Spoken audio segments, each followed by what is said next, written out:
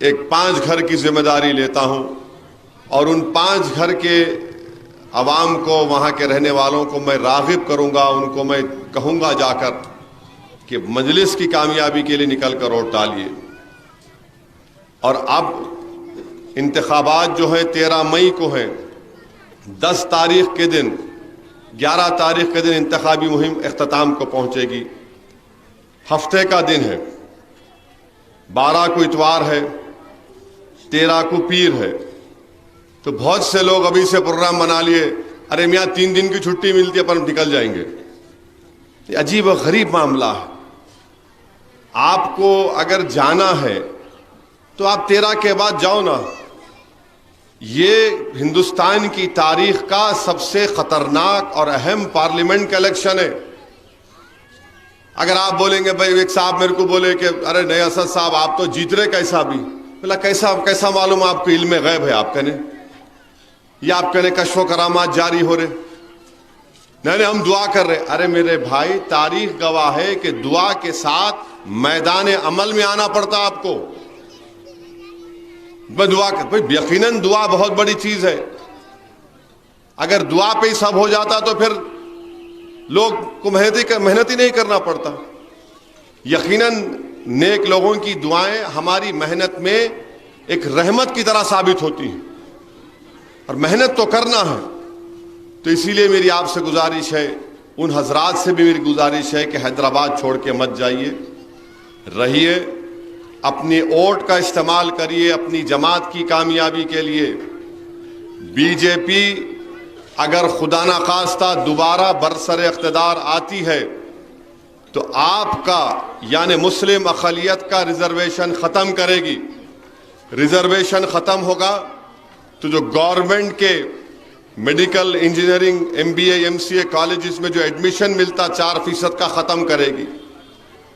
नौकरियां मिलती है कांस्टेबल की, ख़त्म हो जाएंगी। बीजेपी अगर दोबारा इख्तिदार पर आएगी तो इस मुल्क में यकसा सिविल कोड को नाफिज करेगी। यकसा सिविल कोड क्या है? उत्तराखंड एक रियासत है जहां पर बीजेपी इख्तिदार में है, वहां पर उन्होंने इस कानून बना दिया, और वो कानून ये कहता है कि मुसलमान शादी करेगा तो स्पेशल मैरिज एक्ट के तहत करेगा, यानी निकाह से शादी नहीं होगी। शादी कैसी होती मुसलमान में? काजी साहब आते, खुद में निकाह होता, गवाह होता, फिर लिखते कि महर मौज्जल होगा, क्या होगा। अब महर भी नहीं दे सकते आप दुल्हन को, ये बीजेपी ने किया है। और अगर शादी को छोड़ना है, तलाक है या खुला है, तो सब खत्म उत्तराखंड में।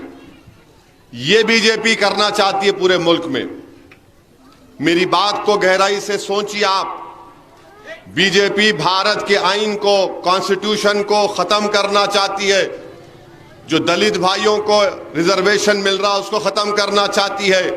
बैकवर्ड क्लास के जो लोगों को रिजर्वेशन मिल रहा उसको खत्म करना चाहती है। और भारत के आइन में दफा 29 और 30 के तहत अक़लियतों को, जिसमें मुसलमान, ईसाई शामिल है, आपकी तहजीब को बचाने का उसमें प्रोविजन किया गया। आप अपने पसंद के तालीमी इदारे खोल सकते, चाहे मदरसा हो, इंजीनियरिंग, मेडिकल कॉलेज हो, ये सब खत्म कर देना चाहती है बीजेपी। इसीलिए मैं कह रहा हूं CAA का कानून बीजेपी NPR NRC से करना चाह रही है, जोड़कर नाम निकलेगा यहां पर इस जगह का, और किसी एक बल्दिया के ऑफिस में नामों की लिस्ट लगाई जाएगी, और कोई आके बोलेगा कि मुबीन के नाम पर मेरे को इतराज है, तो गवर्नमेंट बोलेंगे मुबीन अब तुम बताओ कि तुम इस मुल्क के शहरी हो या नहीं हो। ये आसाम में हो चुका है, सुप्रीम कोर्ट के हुक्म पर हो चुका है। इसीलिए मेरी आपसे दर्दमंदाना अपील है कि ये मामूली पार्लियामेंट का इलेक्शन नहीं है, ये हमारे मुल्क का एक तारीखी इलेक्शन होने वाला है। अगर आप लोग काहली और कोताही का शिकार होंगे और उस वक्त खुदा ना खास्ता ये माहौल पैदा होगा, तो तब जाके एक आधी प्याली कप चाय, उस्माना बिस्किट लेके, नहीं मियाँ असद साहब बोले थे, अपन यकीन नहीं करें, देर हो जाएगी। अभी से आप एक एक वोट को इस्तेमाल करो ताकि एक बहुत बड़ा पैगाम हम बीजेपी को दे सकें कि हम तुम्हारे इन तमाम फैसलों को मुस्तरद करते हैं। और हिंदुस्तान की पार्लियामेंट में जब इस मुल्क को जमहूरियत दी गई, आजादी मिली, तो हमारे बुजुर्गों ने फैसला किया कि भारत की जमहूरियत शिराकतदारी की जमहूरियत होगी, यानी हर तबके का, फिरके का, मजहब के लोगों की नुमाइंदगी पार्लियामेंट में होगी। आज हमारे मुल्क की लोकसभा में, हमारे वतन में मुसलमानों की आबादी, मुस्लिम अकलियत की आबादी 14% है। कितने आपके एमपी जीत के आते? 4.5%, सिर्फ 4.5% जीत कर आते। और अगर आप ये समझेंगे नहीं भाई जीत तो रहे नु, कौन हराता है इनको, मेरे भाई इंशाल्लाह जीतेंगे, मगर क्या आप कोताही और काहिली के मुजाहरे कर सकेंगे? नहीं करना चाहिए। महाराष्ट्र में 48 लोकसभा की सीटें कितने हैं? 48। ना कांग्रेस ने, ना उद्धव ठाकरे ने, ना शरद पवार ने एक भी मुस्लिम अकलियत को टिकट नहीं दिया। और कौन टिकट दिया? इम्तियाज जलील मंजलिस से लड़ रहे मौजूदा एमपी जो हैं। अब उठाकर देख लो, मध्य प्रदेश में कांग्रेस ने नहीं दिया, राजस्थान में किसी मुसलमान को नहीं दिया, छत्तीसगढ़ में नहीं दिया। आप बताइए फिर आपकी नुमाइंदगी कौन करेगा फिर? तो इसीलिए ये कोताही और काहली से बेदार होइए और अपने के कोर्ट का इस्तेमाल करिए। और ये आपका इलेक्शन है, कैंडिडेट आप हैं, हिंदुस्तान के मुस्तकबिल का फैसला आप करने वाले हैं। ठहरिए, हिंदुस्तान के मुस्तकबिल का फैसला आप करने वाले हैं। तो मेरी आपसे अदबन गुजारिश है कि 13 मई के दिन सुबह 7 बजे से शाम में 5 बजे तक जो वोट जाके डालना, और जो डाल दिए उनसे गुजारिश है कि लोगों को तरगीब देना, फोन मिलाना, व्हाट्सएप पे कॉल करो, आप अपनी बेटे को बोलो, बहू को बोलो कि भाई जाओ, लोगों को बोलो वोट डालो। ये हिंदुस्तान की तारीख का सबसे नाजुक तरीन पार्लियामेंट का इलेक्शन है, इसीलिए मेरी आपसे गुजारिश है। और आखिरी बात, जो बीजेपी के उम्मीदवार ने जो एक मस्जिद के तरफ तीर का निशाना किया, अब इससे बढ़ के खुदरत आपकी आंख खोलने के लिए और क्या करेगी? खुदरत आपसे कह रही है, ये इनके अज़ाइम है, ये करना चाह रहे हैं। क्या आप वो होने के बाद उठेंगे या पहले से आप बोलेंगे ओ हो अभी से ये हरकत करना चाह रही है बीजेपी मुल्क में? तो मेरी आप तमाम से गुजारिश है, आप अपने एक कोर्ट का इस्तेमाल करिए, अपने अफराद खानदान को लेके जाइए और इस मुल्क में नौजवानों का मुकद्दर नरेंद्र मोदी ने बेरोजगारी बना दिया। 400 पार सीट मोदी बोलता है, मगर आज हमारे वतन में पेट्रोल 100 पार हो चुका है, महंगाई आसमानों को छू रही है, गरीब के बच्चे स्कूलों में, प्राइवेट स्कूलों में नहीं पढ़ सक रहे, नौकरियां नहीं है। तो इसीलिए मेरी आपसे गुजारिश है कि मजलिस आपकी जमात है, मजलिस ने तरक्याती काम अंजाम दिए हैं। मजलिस की नुमाइंदगी पर तेलंगाना के टिमरी स्कूल खोले गए, बहादुरपुरा में अंसारी रोड पर एक स्कूल है, चंद्रायन गुट्टे में है, बड़े बड़े स्कूल खोले गए, बस्ती दवाखाने मजलिस की नुमाइंदगी पर खोले गए। यकीनन और भी तरक्याती कामों को अंजाम देना है, मगर ये तो सब अपनी जगह पर है। मगर याद रखिए, जो मैंने शुरुआत में आपसे कहा उस पर जहन लगाइए।